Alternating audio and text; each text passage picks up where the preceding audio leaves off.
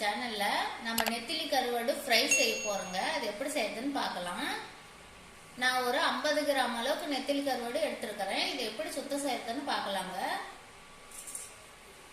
பாருங்க, கருவாட்டை சுத்தம் பண்றதுக்கு நான் சுடு தண்ணி வச்சு எடுத்துருக்கிறேன். கை பொறுக்கதா சுடு தண்ணி இருக்குதுங்க.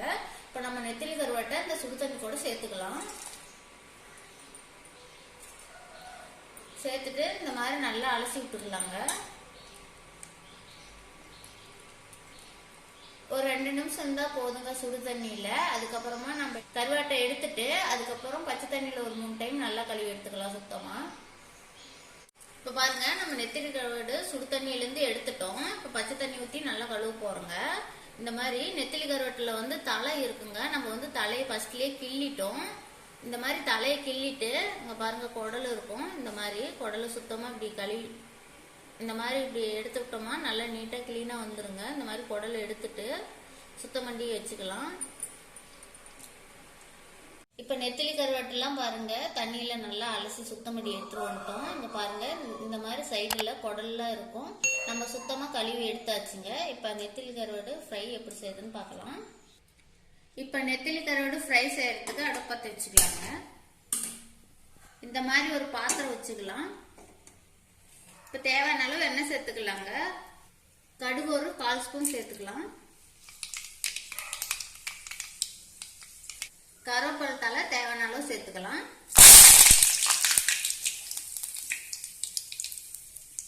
பத்து பல்லு பூண்டு சேர்த்துக்கலாங்க. பெரிய வெங்காயம் பாருங்க, ஒரு வெங்காயம் எடுத்து பொடியை கட் பண்ணி வச்சிருக்கிறேன். இப்போ வெங்காயத்தையும் சேர்த்துக்கலாம். இப்போ எல்லாத்தையும் சேர்த்து நல்லா வதக்கிக்கலாம்.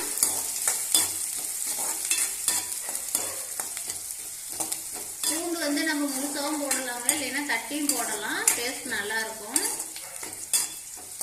இப்போ வெங்காயம் நல்லா வதங்கிடுச்சுங்க. நம்ம தக்காளி பழம் சேர்த்துக்கலாம். தக்காளி பழம் பாருங்க, ஒரு பழம் எடுத்து கட் பண்ணி வச்சிருக்கிற பொடியா. இப்போ அதையும் சேர்த்துக்கலாம். தக்காளி பழத்தையும் சேர்த்து நல்லா வதக்கிக்கலாம். உப்பு தேவையான அளவு சேர்த்துக்கலாங்க. சேர்த்து நல்லா வதக்கிக்கலாம். இப்போ தக்காளி பழம்லாம் நல்லா வணங்கிடுச்சுங்க. நம்ம இப்போ நெத்திலி கருவாடை சேர்த்துக்கலாம்.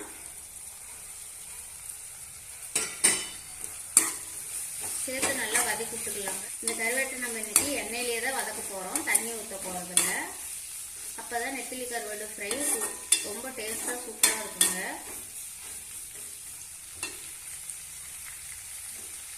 இதுக்கு தேவையான மசாலா சேர்த்துக்கலாம். மஞ்சத்தூள் 1/4 ஸ்பூன், மிளகாய் தூள் காரத்துக்கு தகுந்த அளவு சேர்த்துக்கலாங்க. நான் 1 ஸ்பூன் சேர்த்துருக்கேன்.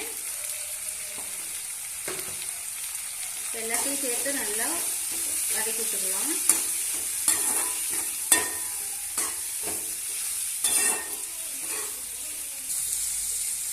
காரம் உப்பெல்லாம் கரெக்டாக இருக்குதான்னு நீங்கள் டேஸ்ட் பண்ணி பார்த்துட்டு காரம் உப்பு உரைக்கலனா கூட கொஞ்சம் கொஞ்சமாக போட்டுக்காங்க. எனக்கு இப்போ உப்பு கொஞ்சம் பத்தலை, அதனால நான் உப்பு கொஞ்சமாக தூள் உப்பு சேர்த்துக்கிறேன். சேர்த்து நல்லா கிளறி விட்டுக்கலாங்க. இது ஒரு 5 நிமிஷம் தான் போதும், நல்லா வெந்துடும். பாருங்க, கருவாடு எண்ணெயிலே நல்லா வதங்கி வெந்துருச்சு. எவ்வளோ சூப்பராக வெந்திருக்குன்னு. இப்போ கருவாட்டு ஃப்ரை ரெடி ஆயிடுச்சுங்க. நம்ம இப்போ அடுப்பு ஆஃப் பண்ணிட்டு இறக்கலாம். இப்போ பாருங்க, நம்ம காரசாரமான நெத்திலி கருவாடு ஃப்ரை ரெடி பண்ணிட்டோம். இந்த மாதிரி நீங்களும் செய்து பாருங்க, ரொம்ப சூப்பராக இருக்கும். டேஸ்ட்டும் ரொம்ப நல்லா இருக்குங்க. இந்த வீடியோ பிடிச்சிருந்தா லைக் பண்ணுங்க, கமெண்ட் பண்ணுங்க, ஷேர் பண்ணுங்க. மறக்காம எங்கள் சேனலுக்கு சப்ஸ்கிரைப் பண்ணுங்க.